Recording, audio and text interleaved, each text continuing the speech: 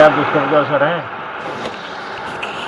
اللہ کے کلام کا بھی اثر ہے اور برے کلام کا بھی اثر ہے، شیطان کے کلام کا الگ اثر ہے۔ یہاں تک کہ سیانے وغیرہ جو ہیں وہ شیطان کا کلام پڑھتے ہیں اور بھیٹ دیتے ہیں تو شیطان کے نام کی، اور رحمان کے بندے بھیٹ بھی دیں گے تو اللہ کے نام کی، یعنی قربانی کریں گے تو اللہ تعالیٰ کے نام کی، اور پڑھیں گے تو اللہ تعالیٰ کا پاک نام، اور وہ پڑھیں گے ناپاک نام،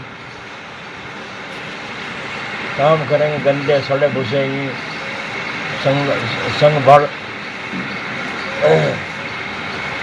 قسم کا آدمی، عجیب قسم کا ان کا حال ہوتا ہے، نہ غسل کی تمیز نہ کھانے کی تمیز، مکھی آ جائے مکھی کھا لیں، ہے نا، بھیڑ تتنگی آ جائے وہ کھا لیں، سڑی ہوئی چیز ہو بدبودار گوشت ہو اسے کھا لیں، کیوں؟ ان کے اندر کرنٹ بھی اس سے آتا ہے، شیطانیت کے اثر سے، شیطان کا اثر، شیطانی عمل سے شیطان کا اثر آتا ہے۔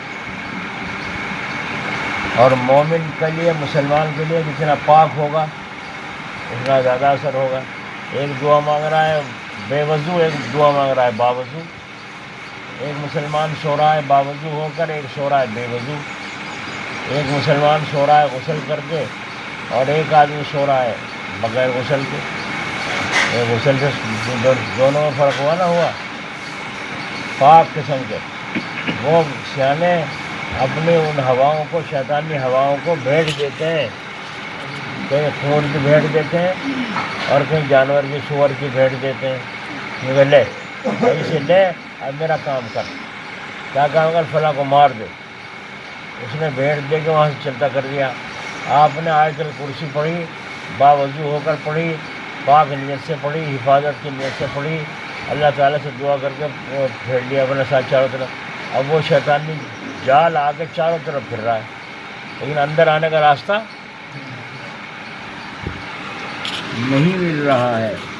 تو یہاں تک کہ میرے پاس ایک آدمی آیا، میں نے اسے تعویذ منگوا کے دیکھے تھے، الفاظ رکھے تھے وہ سیانے کے لکھے ہوئے، تو اس نے ہندی میں لکھ رکھے تھے، تو تعویذ ہی لکھ رکھے ہندی میں، لیکن کلام ہمارا ہی تھا، قرآن شریف کی، حدیث کی آیتوں کا نام، آیتیں انہوں نے اسے لکھ رکھی۔ اب بتائیے، وہ ہماری چیزوں سے فائدہ اٹھا رہے ہیں، اب مسلمان بھاگ کے سیانے بننے لگ رہے ہیں، کتنا اللہ کے کلام میں کوئی اثر نہیں۔ اس کا مطلب جو اللہ کے کلام میں اثر نہیں تو شیطان کے کلام میں اثر ہوا، اسی لیے بہت سے تعویذ گنڈے کرنے والے شیطانی اعمال کرنے لگے ہیں، انہیں اللہ میں بھروسہ ہی نہیں رہا، انہیں اللہ کے کلام میں بھروسہ ہی نہیں رہا۔ اور سیانے جو ہیں ہندو، ان کا بھروسہ اللہ کے کلام پر ہے، اس لیے وہ اپنی چیزیں تو حاصل کرتے ہی ہیں، لیکن اصل اپنی جان بچانے کے لیے اللہ کا کلام سیکھتے ہیں۔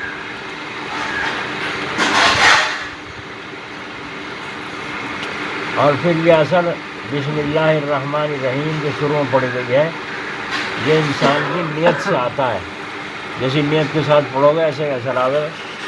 اگر نیت صحیح ہوگی تو اثر بھی صحیح آئے گا، نیت غلط ہوگی تو اثر نہیں ہونے کا۔ حضرت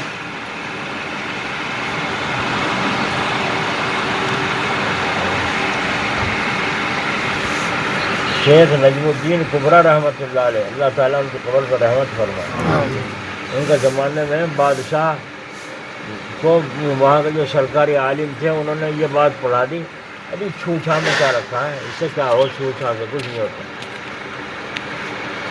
بادشاہ کو ذہن بناتے یہاں تک کہ بادشاہ نے فتویٰ لگوا دیا اور اعلان کروا دیا کہ کوئی چھو چھا کرتا ہوا اگر مل جائے تو پکڑا جائے گا، گرفتار ہوگا، سزا ہوگی۔ بس چاروں طرف بندش لگ گئی، اور جو کوئی جھاڑ پھونک کا نام بھی لے اسے بھی یوں کہتے ہیں کیا ہو اس سے، چھو، بسم اللہ میں چھو، کیا ہو اس سے، کچھ نہیں۔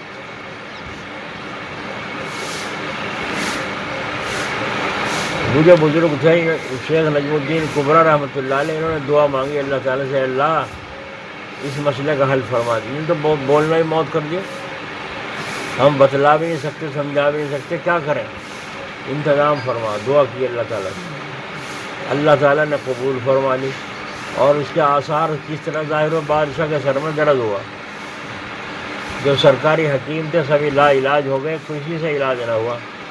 تو جب حالت مردہ ہو گئی تو اس نے جو کہا وزیر صاحب میں تو چلا کچھ کرو۔ انہوں نے کہا کہ یا پناہ کسی دم کرنے والے کو بلوا لو۔ ارے کیا ہو ان دم وم سے، ہو یا نہ ہو، جب علاج ہی کر رہے ہیں سبھی طرح کے کر رہے ہیں، مسلمان ہندو سب کو بلا رہے ہو، ایک ایسے بھی بلا کے دیکھ لو کیا بات ہے۔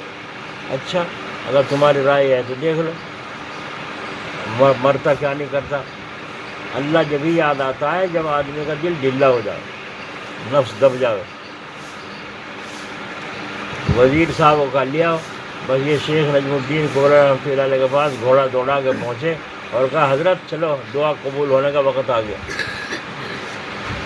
اور وہ کیا ہوا، چلو یہ معاملہ ہے۔ اچھا بس پہنچے حضرت، کیا بات ہے بات و سلامت؟ انہوں نے کہا کہ جی سر میں درد ہے، کسی علاج سے ٹھیک نہیں ہو رہا، آپ کو بلایا ہے۔ تو آپ نے فرمایا میں دم کروں گا اور ٹھیک ہو جائے گا انشاءاللہ تعالیٰ درد، مگر ایک شرط ہوگی۔ کہنے وہ کیا؟ یہ سرکاری مولوی ہے نا، یہاں سرکاری مولوی عالم، انہیں ساروں کو یہاں کھڑا ہونا پڑے گا، نہیں برابر ہو۔ یہ تو کوئی مشکل شرط نہیں ہے، ایک حکم دے سارے وہاں جمع۔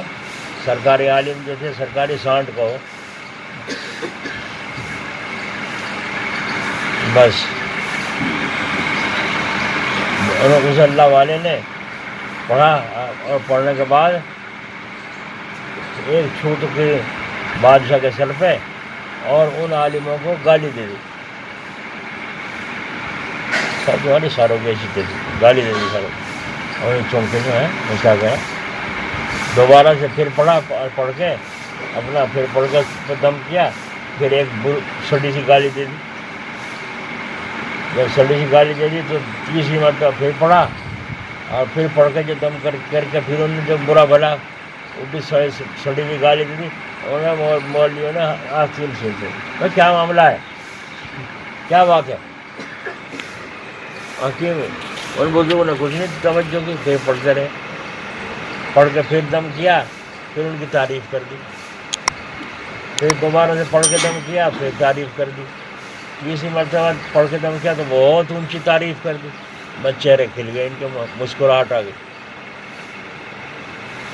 کہو باج سلامت درد کا کیا حال ہے؟ درد تو میرا ایسا ہے نہیں ہے بالکل بھی، میں تو ایسا ہو گیا ہوں جیسے کسی نے بندے کو کھول دیا ہو۔ تو فرمایا بس تمہارا درد ٹھیک ہوا چاہیے، اب آپ سے بات درخواست یہ ہے ان سے پوچھو انہوں نے مجھ پر آستین کیوں سوٹی تھی اور اب ہنس کیوں رہے؟ انہوں نے کہا آپ نے الفاظ ہی ایسے کہہ دے، شروع میں آپ نے ایسی سڑی ہوئی بات کہی جس سے ہمیں غصہ آیا، دوبارہ کہیں اور زیادہ غصہ آیا، تیس منٹ ہم آپ کا جواب ہو گئے، بھائی کیا مطلب ہے تمہارا دم کرنا ہے تو ہمارے سے ہماری ایسی تیسی کرنا ہے یہاں۔ پھر دوبارہ سے انہوں نے پڑھا چوتھے مرتبہ تو ہماری تعریف کی، ہمارا غصہ ٹھنڈا ہو گیا، پھر دوبارہ سے پڑھ کے تعریف کی، دم کیا، پھر ہمارا غصہ اور ٹھنڈا ہو گیا، تیسری مرتبہ انہوں نے اور بڑی تعریف کی تو ہمیں ہنسی آ گئی، خوشی ہو گئی، دل خوش ہو گیا۔ تو ان بزرگوں نے فرمایا اپنی اصلاح کیے ہوئے ہوتے نا، اللہ تعالیٰ کا جلال بھی اختیاری ہے، جمال بھی اختیاری ہے، اللہ تعالیٰ کا جلال بھی اختیاری ہے۔ کوئی بندہ رو رہا بے ہوش ہو جا رہا، سارے گھر والے رو رہے اے اللہ چیخے مار مار، اللہ کے کوئی مطلب نہیں، روتا رہو چیختا رہو، میری مرضی سے چیخ رہا ہے، جب میں چاہوں گا روک دوں، ان کے چیخنے پکارنے میرے پہ کوئی اثر نہیں پڑتا۔ تو معلوم ہوا اللہ تعالیٰ کسی کے بات سے اثر نہیں لیتے، بلکہ جو کرتے ہیں وہ اختیار سے کرتے ہیں، اثر سے پاک ہے، سمجھ لیجیے بات۔ لیکن اللہ تعالیٰ کو مومن کا بندے کا عاجزی انکساری، رونا، آنسو بہانا اور اللہ کے راستے میں خون بہانا یہ زیادہ محبوب ہے۔ اسی لیے صحابہ آنسو بھی بہاتے تھے، خون بھی بہاتے تھے۔ تو انہوں نے پوچھا یہ بتاؤ کہ کیوں ہنسے؟ انہوں نے کہا یوں ہنسے۔ انہوں نے کہا اچھا میرے زبان سے نکلے ہوئے بول آپ کو جلال میں لے آئے، لڑنے کو تیار ہو گئے، میری زبان سے بول نکلے تو آپ مسکرانے لگے، ہنسنے لگے۔ تو جب ایک انسان کی زبان میں سے نکلے ہوئے لفظوں میں اتنی تاثیر ہے تو کیا خدا کے کلام میں کوئی تاثیر نہ ہوگی؟ ہے نا؟ خدا کے کلام میں کوئی تاثیر نہیں ہوگی. اور ان سرکاری سانڈوں کی جو عالم تھے ہوئے آنکھیں کھل گئی اس اللہ والے کی برکت سے. ورنہ یہ کہتا ہے کیا ہے کچھ بھی سوچو صحیح. ایک آدمی کسی کو گالی دے دے, ہے نا, اور گالی دے دے اسے تو اثر ہوگا نہیں ہوگا, اور ایک آدمی کسی کی تعریف کر دے اثر ہوگا نہیں ہوگا. ایک آدمی اللہ کا نام لے تو اثر ہوگا, اور ایک آدمی غلط بول لے گالی دے دے تو اس کا اثر ہوتا ہے. تو انسان کی زبان سے نکلے. ایک دہریے نے پوچھا تھا, عجیب بات ہے ان مولویوں کی, کیونکہ اسرافیل علیہ السلام ایک دفعہ پھونک ماریں گے تو سور میں تو ساری دنیا ختم ہو جائے گی, دوبارہ پھونک ماریں گے ساری دنیا زندہ ہو جائے گی. عجیب بات ہے بیوقوفی. تو ان بزرگوں نے فرمایا جب انسان کی آنکھ میں کچھ گر جاتا ہے تو لوگ یہ کہتے ہیں کپڑا پکڑ کے اور یہ پھونک مار کے اس میں دم گرم کر لیں, آنکھ کی سکائی کر لیں, کہتے ہیں نہیں کہتے. اور جب موم بتی یا چراغ بجھانا ہو تو کیا کہتے ہیں پھونک مار دے اس میں. ہاں, تو موم بتی اور چراغ بجھانا ہو, آگ جلانی ہو تو پھونک مارتے ہیں. اور جب جو ہے